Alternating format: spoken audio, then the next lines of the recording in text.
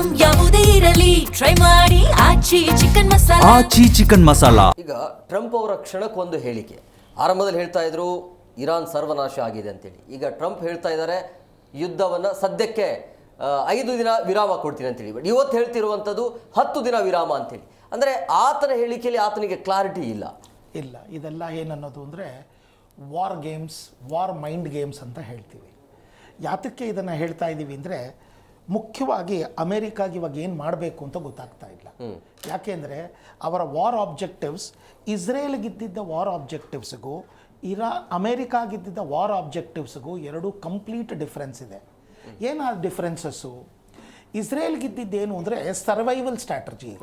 Survival ಅಂದರೆ ಎಲ್ಲಿ Iran ಕೈಯಲ್ಲಿ ನ್ಯೂಕ್ಲಿಯರ್ ವೆಪನ್ಸ್ ಸಿಗುತ್ತೆ ಅಂತ ಗೊತ್ತಾಗ್ಬಿಟ್ರೆ, ವೆಪನ್ಸ್ ಸಿಕ್ಬಿಡ್ತು ಅಂದರೆ ಫಸ್ಟು ಅವರು ಅವರ ದೇಶದ ಮೇಲೆ ಹಾಕಿ ಅವರ ಜನಾಂಗವನ್ನು ನಾಶ ಮಾಡ್ತಾರೆ ಅನ್ನೋ ಅವರಿಗೆ ಅಬ್ಸಲ್ಯೂಟ್ ಭಯ. ಯಾಕೆಂದರೆ ಅವರು ಓಪನ್ ಆಗಿ ಹೇಳಿದ್ದಾರೆ, ಅವ್ರದ್ದೆಲ್ಲ ಸೇರಿದ್ರು ಕೂಡ ಒಂದು ವಾಟ್ ಯು ಕಾಲ್ 95 ಲಕ್ಷ 1 ಕೋಟಿ ಜನ ಇದ್ದಾರೆ ಅಷ್ಟೇ ಅವರು ಇಸ್ರೇಲ್ ಯಹೂದಿಗಳು. ಒಂದು ಸಲ ನಮ್ಮ ಜನಾಂಗನೇ ಇದಾಗ್ತಾರೆ ಅಂತ. ಅಮೇರಿಕಾಗೆ ಏನಿತ್ತು ಅಂತ ಹೇಳಿದರೆ ಇಸ್ರೇಲ್ ಅಮೇರಿಕಾಯಿನ ಒಂದು ಸ್ಟ್ರಾಂಗ್ ಹೋಲ್ಡ್ ಅಂದ್ರೆ ಏನು, ಆ ಕಡೆ ಇರೋ ಎಲ್ಲ ಕಂಟ್ರಿಗಳನ್ನ ಕಂಟ್ರೋಲ್ ಮಾಡೋಕ್ಕೆ ಇರೋ ದಾರಿ ಇಸ್ರೇಲ್ ಒಂದೇ. ಯಾಕೆಂದರೆ ಅಮೇರಿಕಾ ತುಂಬ ದೂರದಲ್ಲಿ ಕೂತು. ಅಂದರೆ ಇಲ್ಲಿ ಇಂಡೈರೆಕ್ಟ್ಲಿ ಆಗಿ ಅಮೇರಿಕಾ ಸೋಲನ್ನು ಒಪ್ಕೊಂಡಂಗೆ ಇಲ್ಲ ಹಾಗಲ್ಲ. ಈಗ ಏನಾಗಿತ್ತು ಅಂದರೆ ಇರಾನ್ ಏನಾದರೂ ಒಂದು ನ್ಯೂಕ್ಲಿಯರ್ ವೆಪನ್ ತೊಗೊಂಡ್ಬಿಟ್ರೆ ಅಮೇರಿಕಾ ಸಾರ್ವಭೌತ್ವ. ಅಮೇರಿಕಾ ಯಾವಾಗಲೂ ನಿಮ್ಮ ಮೇಲೆ ದಂಡ ಎತ್ತಿ ಬರೋದು ಎರಡೇ ವಿಷಯಕ್ಕೆ. ಅವರ ಆಯಿಲ್ ಕಂಟ್ರೋಲ್ ಸುಪ್ರೀಮಸಿ ಮೇಲೆ ಏನಾದ್ರು ನೀವು ಕಂಟ್ರೋಲ್ ತಕರಾರು ಮಾಡಿದರೆ ಯುದ್ಧಕ್ಕೆ ಬರುತ್ತೆ. ಇನ್ನೊಂದು ಅವರ ಡಾಲರ್ನ ಟಚ್ ಮಾಡಿದರೆ ಯುದ್ಧಕ್ಕೆ ಬರುತ್ತೆ. ಈ ಎರಡೇ ವಿಷಯದಲ್ಲಿ ಅವರು ಯುದ್ಧಕ್ಕೆ ಹೊರಟೋಗ್ತಾರೆ, ಬೇರೆ ಏನು ಮಾತೇ ಆಡಲ್ಲ. ಇವಾಗೇನಾದ್ರು ಇರಾನ್ಗೆ ಅದು ಸಿಕ್ಬಿಟ್ಟಿದ್ದಿದ್ರೆ ಅವರು ಎಲ್ಲ ಅವರ ಅಕೊಲ್ಲಿ ಕಂಟ್ರಿಗಳು ಅಂತ ನೀವು ಹೇಳ್ತಾರೆ, ಅರಬ್ ಕಂಟ್ರೀಸ್ ನೀವೇನು ಹೇಳ್ತೀರಾ, ಇದಕ್ಕೆಲ್ಲ ಅವರ ಕಂಟ್ರೋಲ್ ಎಲ್ಲಿ ತಪ್ಪೋಗ್ಬಿಡುತ್ತೋ ಅನ್ನೋದಕ್ಕೋಸ್ಕರ ಅಮೇರಿಕಾ ಬಂದು ಈ ವಾರಕ್ಕೆ ಸೇರ್ತು. ಇಸ್ರೇಲ್ ಸೇರಿದ ಕಾರಣ ಏನು ಅಂದರೆ ನನ್ನ ಸರ್ವೈವಲ್ಗೆ ಅಂತ ಬಂತು. ಈಗ ಅಮೇರಿಕಾ ಅದು ಮಾಡಿರೋ ಇದು ಬೇರೆ ಥರದ ಲಾಭ ಏನು ನಷ್ಟಗಳು ಹೇಳ್ತೀನಿ ಕೇಳಿ. ಅಮೇರಿಕಾ ಈ ಅರಬ್ ಕಂಟ್ರೀಸ್ಗಳಿಗೆ ಇನ್ನೂ ಅನಿವಾರ್ಯತೆ ಜಾಸ್ತಿ ಆಗೋದ್ರು. ಅಮೇರಿಕಾ ಇವ್ರಿಗೆ ಬೇಕೇ ಬೇಕು. ಯಾತಕ್ಕೆ ಅಂದರೆ ಏನೇ ಜಗಳ ಆದರೂ ಕೂಡ ಇವರು ತೊಗೊಂಡು ನಮ್ಮ ತಲೆ ಮೇಲೆ ಹಾಕ್ತಾರೆ ಕಲ್ಲನ್ನು. ಆದ್ದರಿಂದ ಅಮೇರಿಕಾ ನಮಗೆ ಅನಿವಾರ್ಯ ಅನ್ನೋದು ಫಸ್ಟ್ ಫಿಕ್ಸ್ ಆಗ್ತಾ ಇದೆ. ಆ್ಯಂಡ್ ಸೆಕೆಂಡ್ ಥಿಂಗ್, ಎಲ್ಲ ಕೊಳ್ಳಿ ದೇಶ ರಾಜ್ಯಗಳಿಗೂ ಒಂದು ಬಂದ್ಬಿಟ್ಟಿದೆ ಈಗ, ಯಾವುದೇ ಕಾರಣಕ್ಕೂ ಇರಾನು ನ್ಯೂಕ್ಲಿಯರ್ ವೆಪನ್ ಪಡಿಬಾರ್ದು. ಯಾಕೆಂದರೆ ಇವತ್ತಲ್ಲ ನಾಳೆ ಎಲ್ಲಿಗೋ ಜಗಳ ಆಯಿತು ಅಂದರೆ ನಮ್ಮ ತಲೆ ಮೇಲೆ ಬರ್ತಾರೆ ಇವರು. ಮೂರನೇದೇನು ಅಂದರೆ ಸ್ಟ್ರೈಟ್ ಆಫ್ ಹಾರ್ಮೋಸ್ ಯಾವುದೇ ಕಾರಣಕ್ಕೂ ಇನ್ನು ಇರಾನಿನ ಕಂಟ್ರೋಲ್ನಲ್ಲಿ ಇರಬಾರ್ದು. ಇವತ್ತಲ್ಲ, ಇನ್ನು 5 ವರ್ಷ ಅಲ್ಲ, ಇನ್ನು 10 ವರ್ಷ, this will be the contentious one and it will be coming out. ಈ ಇದಕ್ಕೆ ಏನು ಮಾಡ್ತಾ ಇದ್ದಾರೆ, ಈ ಯುದ್ಧದ ಆಬ್ಜೆಕ್ಟಿವ್ಸ್ನಿಂದ ಈ ಜಗಳಕ್ಕೆ ಬಂದರು. ಆದರೆ ಮುಖ್ಯವಾಗಿ ಇವಾಗ ಸಮಸ್ಯೆ ಏನಾಗ್ತಾ ಇದೆ ಅಂದರೆ ಅಮೇರಿಕಾಗೆ ಯಾವುದರಲ್ಲೂ ಯಾವ ಆಬ್ಜೆಕ್ಟಿವ್ಸು ಫುಲ್ಫಿಲ್ ಆಗ್ತಿಲ್ಲ. ತೊಗೊಂಡೋದ್ರು ಸುಮಾರು ಒಂದು 12,000 ಇನ್ಫ್ರಾಸ್ಟ್ರಕ್ಚರ್ಗಳನ್ನ ಹೊಡೆದಿದ್ದಾರೆ, ಅವರ ನೇವಿ ಪವರ್ ಮಾಡಿದ್ದಾರೆ, ಎಲ್ಲ ಒಪ್ಕೊಳ್ತಾರೆ. ಆದರೆ ರೆಜಿಮ್ ಚೇಂಜ್ ಮಾಡಬೇಕಾಗಿತ್ತು, ರೆಜಿಮ್ ಚೇಂಜ್ ಆಗಲಿಲ್ಲ. ಇನ್ಫ್ಯಾಕ್ಟ್ ಅವರ ಮಿಲಿಟ್ರಿ ಮತ್ತು ಇವರು ಇನ್ನೂ ಸ್ಟ್ರಾಂಗ್ ಆಗಿ ಕೂತಿದ್ದಾರೆ. ಎರಡನೇದೇನಾಗಿದೆ, ಸ್ಟ್ರೈಟ್ ಆಫ್ ಹಾರ್ಮೋಸನ್ನು ಇವರು ಕಂಟ್ರೋಲಿಗೆ ತೊಗೊಳಕ್ಕಾಗ್ತಾ ಇಲ್ಲ. ಇದು ಇವಾಗ ವಾರನ್ನು ಬೇಕಾದ್ರೆ ಇವ್ರಿಗೆ ಇನ್ನೂ 1 ತಿಂಗಳು ಮಾಡೋಷ್ಟು ಕೆಪಾಸಿಟಿ ಇವ್ರಿಗಿದೆ, ಅಲ್ಲ ಇನ್ನು 10 ವರ್ಷ ಮಾಡೋಕ್ಕೂ ಕೆಪಾಸಿಟಿ ಇದೆ. ಆದರೆ ಸ್ಟ್ರೈಟ್ ಆಫ್ ಹಾರ್ಮೋಸನ್ನು ಕ್ಲಿಯರ್ ಮಾಡ್ಕೋಬೇಕು ಅಂದರೆ ಇವರು ಪ್ರಾಪರಾಗಿ ಯುದ್ಧಕ್ಕೆ ಇಳಿಬೇಕು. ಆ ಯುದ್ಧಕ್ಕೆ ಅಮೇರಿಕಾ ಇಳಿಯುವಷ್ಟು ಎಕನಾಮಿಕ್ ಸ್ಟೆಬಿಲಿಟಿ ಇಲ್ಲ.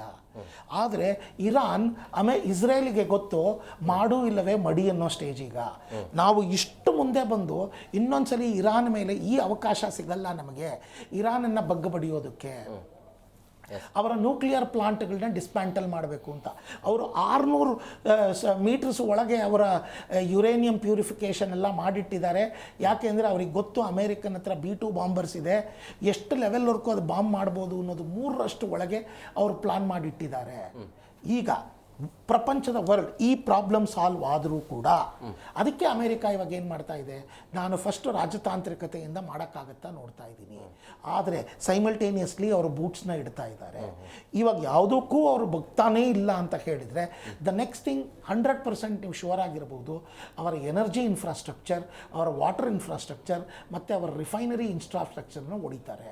ಫಸ್ಟ್ ಅವರು ಯಾತಕ್ಕೆ, ಜನಕ್ಕೆ ಕರೆಂಟ್ ಇಲ್ಲ, ವಾಟರ್ ಇಲ್ಲ, ಹೇಗೆ ನಮ್ಮ ಮೂಲಭೂತ ಸೌಕರ್ಯ ನಾವು ನೋಡ್ತಿರೋದೇನು, ನಮಗೆ ಸಿಲಿಂಡರ್ ಸಿಗ್ತಿಲ್ಲ, ನಮಗೆ ಊಟಕ್ಕೆ ತೊಂದರೆ ಆಗ್ತಿದೆ, ಜನ ದಂಗೆ ಹಂಗಾದರೂ ಹೇಳ್ತಾರ ಅಂತ ನೋಡ್ತಾರೆ. ಅದಕ್ಕೂ ಜನ ದಂಗೆ ಹೇಳದೇ ಇದ್ದರೆ ಅವರ ಮೂಲಭೂತ ಸೌಕರ್ಯ ಏನು, ಅವ್ರ ರಿಫೈನರಿಗಳನ್ನ ಹೊಡಿತಾರೆ, ನನಗೆ ಆದಾಯನೇ ಬರಲ್ಲ ಅಂತ ಹೇಳಿದರೆ ಅವರ ದೇಶ ಅನಿವಾರ್ಯತೆಯಾಗಿ ಕ್ಲೋಸ್ ಆಗುತ್ತೆ. ಇದೇ ರೀತಿ ಸತತವಾಗಿ 60 ವರ್ಷ ಮುಂದೆ ಹೋಗ್ತಾ ಹೋಗ್ತಾ ಭಯಂಕರ ಇದೆ ಅಂತ ಭಯಂಕರ ಇದೇ ಭಯಂಕರವಾಗಿ ಕ್ಯೂಬಾನ 60 ವರ್ಷದಿಂದ ದಬ್ಬಾಳಿಕೆ ಅಮೆರಿಕ ಮಾಡ್ತಾ ಇದೆ. ಅದೇ ಪ್ರಶ್ನೆ, ನಿಮ್ಮ ಪ್ರಶ್ನೆಗೆ ಸೀಮಿತವಾಗಿ ಯೋಚನೆ ಮಾಡಿದಾಗ ಮೊದಲು ಎಲ್ಲರಿಗೂ ಗೊತ್ತಿದೆ, ಅರ್ಥ ಮಾಡ್ಕೊಳ್ಬೇಕು, ಇದು ನೇರವಾಗಿ ಅಮೆರಿಕಕ್ಕೂ ಮತ್ತು ಇರಾನ್ಗೂ ನಡೀತಿರ್ತಕ್ಕಂಥ ಯುದ್ಧ ಅಲ್ಲ. ಇಸ್ರೇಲ್ ನೇರವಾಗಿ ಹೇಳಬೇಕು ಅಂದರೆ the fight between Israel and Iran. America ಇಸ್ರೇಲಿನ ಸಪೋರ್ಟಿವ್ ನೆಪದಲ್ಲಿ ಬಂದರೂ ಕೂಡ ತನ್ನ ಒಳಗಡೆ ಇಂಟರ್ನೇಷನ್ನ ಕ್ಲಾರಿಟಿಯಾಗಿ ಇಟ್ಕೊಂಡಿದೆ. ಸರ್ ಹೇಳಿದಾಗೆ ಒಂದು ತೈಲ ಅದ್ರ ಮೇಲೆ ಕಂಟ್ರೋಲ್ ಕೊಡುವಂಥದ್ದು, ನ್ಯೂಕ್ಲಿಯರ್ ವೆಪನ್ನ ಫ್ರೀಡಮ್ನ ಕೊಡಬಾರ್ದು ಅಂತಕ್ಕಂಥದ್ದು. ಮತ್ತು ಇದು ಪಾರ್ಟ್ ಆಫ್ ಎ ಸ್ಟ್ರಾಟಜಿ. ಈ ನಮ್ಮಲ್ಲಿ ಬ್ಯಾಡ್ ಕಾಪ್ ಗುಡ್ ಕಾಪ್ ಅಂತ ಒಂದು ಕಾನ್ಸೆಪ್ಟ್ ಇದೆ. ಅಂದರೆ ನೀ ಹತ್ತಂಗೆ ಮಾಡೋಣ ಸತ್ತಂಗೆ ಮಾಡ್ತಿದ್ದೇನೆ ನೋಡಿ. ಇವರು ವಿರಾಮ ಅಂತ ನೀವು ಹೇಳಿದ ಪ್ರಶ್ನೆ 5 ರಿಂದ 6 ದಿವಸ ವಿರಾಮ ಕೊಡತಕ್ಕಂಥದ್ದು ಗ್ಲೋಬಲಿ ವಿಶ್ವಸಂಸ್ಥೆಯನ್ನು ಮನಸ್ಸಲ್ಲಿ ಇಟ್ಕೊಂಡಂಗೆ ಪ್ರಪಂಚದ ನೈತಿಕ ಮೇಲ್ಗಡೆ ನಾನು ಇದ್ದೀನಿ ನೋಡಿ, ನಾನು ಸ್ಪೇಸ್ ಕೊಟ್ಟೆ, ಅವರಿಗೆ ರಿಲ್ಯಾಕ್ಸ್ ಆಗಿ ಅವಕಾಶ ಕೊಟ್ಟೆ, ಷರತ್ತು ಕೊಟ್ಟೆ, ಷರತ್ತುಗಳಿಗೆ ಕೂತ್ಕೊಂಡು ಸಂಧಾನಕ್ಕೆ ಅವಕಾಶ ಕೊಟ್ಟಿದ್ದೆ ನಾನು. ಆ ಸ್ಪೇಸ್ ಹೆಂಗೆ ಕೃಷ್ಣ ಹೆಂಗೆ ಮಹಾಭಾರತದಲ್ಲಿ ತನ್ನ ಸಂಧಾನಕ್ಕಾಗಿ ಹೋಗ್ತಾನೋ, ಹೊತ್ತವನು ಯುದ್ಧ ಆಗತ್ತೆ ಅಂತ ಗೌರವ ಪಾಂಡವ್ರ ನಡುವೆ, ಆದರೂ ಕೂಡ ಒಂದು ಸಂಧಾನ ಸೂತ್ರ ಹಿಡ್ಕೊಂಡು ಕೃಷ್ಣ ಹೇಗೆ ಕೂರ್ತಾನೋ, ಇವನೇನು ಮಾಡ್ತೇನೆ, ನಾನು ಕೂಡ ಇದ್ದೆ ನೋಡಿ. ನಿಮಗೆ ಜನ ನಾಳೆ ಟ್ರಂಪ್ ಒಬ್ಬ ತೊಗೊಳಕ್ಕೆ ದರ್ಬಾರ್ ಮಾಡ್ದ ಅಥವಾ ಜಾಗತಿಕ ಮಟ್ಟದ ವ್ಯಾಲ್ಯೂ ಕಮ್ಮಿ ಆಗಬಾರ್ದು ಅಂತ ನಾವು ಹೆಜ್ಜೆ ಇಡ್ತಾನೆ. ಅದು ಇದೇ ಸ್ಟ್ರಾಟಜಿ ಆಫ್ ಎನಿ ಕಂಟ್ರಿ. ಯಾಕೆಂದರೆ ಅವ್ರು ನೇರ ಫೈಟ್ ಏನಿಲ್ಲ, ಅಲ್ಲಿ ಕಂಟ್ರೋಲ್ ತೊಗೊಳ್ಳೋ ಉದ್ದೇಶನೇ ಹೊರತು, ಭಯೋತ್ಪಾದನೆ ಅವ್ರದ್ದು ಉತ್ತರ ಉದ್ದೇಶನೇ ಹೊರತು ಅವ್ರು ಸಾಯಿಸೋದಲ್ಲ. ಅದಕ್ಕೆ ಅವಕಾಶ ಕೊಟ್ವಿ ಅನ್ನೋದಕ್ಕೆ 5 ದಿವಸ. ಆದರೆ ಇಸ್ರೇಲ್ ನಿಲ್ಲಿಸಿಲ್ಲ. ಅವ್ರು ನಿಲ್ಲಿಸ್ಬೋದಿತ್ತು ಮನಸ್ಸು ಮಾಡಿ. ನಿಜವಾಗ್ಲೂ ಇದು ಯುದ್ಧ ವಿರಾಮವೇ ಆಗಿದ್ದರೆ, ಕದನ ವಿರಾಮವೇ ಆಗಿದ್ದರೆ ಅಮೆರಿಕ ತಾಕೀತು ಮಾಡ್ಬೋದಿತ್ತು. 5 ದಿವಸ ನಿಲ್ಲಿಸ್ತಾ ಇವಪ್ಪ, ನೀನು ಮಾಡಬೇಡ ಅನ್ಬೋದಿತ್ತು.